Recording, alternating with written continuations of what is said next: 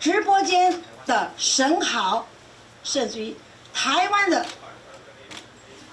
北中南各土豪，他们帮我度过了这个难关。所以今后还请各位媒体在下笔的时候不要再写了欠债的横竖法式。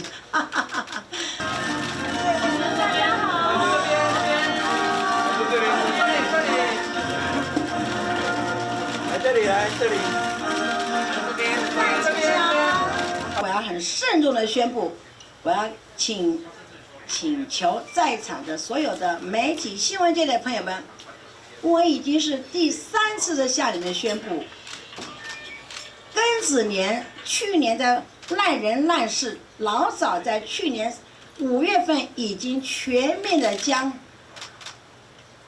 为了信众所开支票担保的巨额的高利贷的债款，已经完全由直播间的神豪，甚至于台湾的北中南各土豪，他们帮我度过了这个难关。所以今后还请各位媒体在下笔的时候不要再写了欠债的横竖法式。好，请问一下法师，这个过年有没有跟弟弟们团聚啊？这个我们私下早就和解了。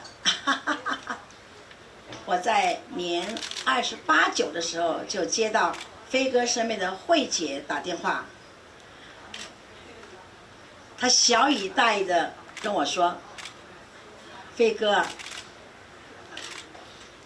姐姐，飞哥邀请你回家过年。”我呢有那么一点儿矜持，那我的2亿怎么办呢？那失忆跟回忆呢？加上我们飞哥盛情的邀请之下，我在年30，我终于回家了。团圆饭对不对？怎么吃法？讲一下。我是一个双鱼座的人，我比较浪漫一点啊，所以我进门，大家都很尴尬。我眼睛这么一斜，哎，要看到小哥了。小哥看了我，大家都有点意外，好像我们隔了数百年没有见面了。那个省长跟牙刷都见面了。这省长也见面了，这个中国最好的牙刷也当然见面了，我们抱在一起啊！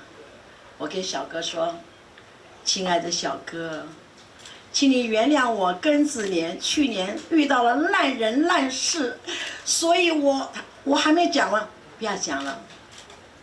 姐姐，我们永远都是一家人。”我听得好高兴哦。赶快亲我的弟弟，都不用说了嘛，一个大拥抱，一个亲吻，一切尽在不言中。那小哥有后悔那个封麦吗？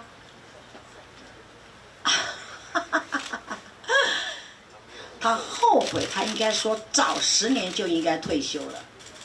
他后悔是说太晚退休了。对我也后悔，我太晚出家了。有人说：“师父啊，你38岁出家，你还嫌晚了。”我说：“我应该在33岁那年我就出家，我就犹豫了6年，我舍不得变成光头，我舍不得我的身材变成肥胖。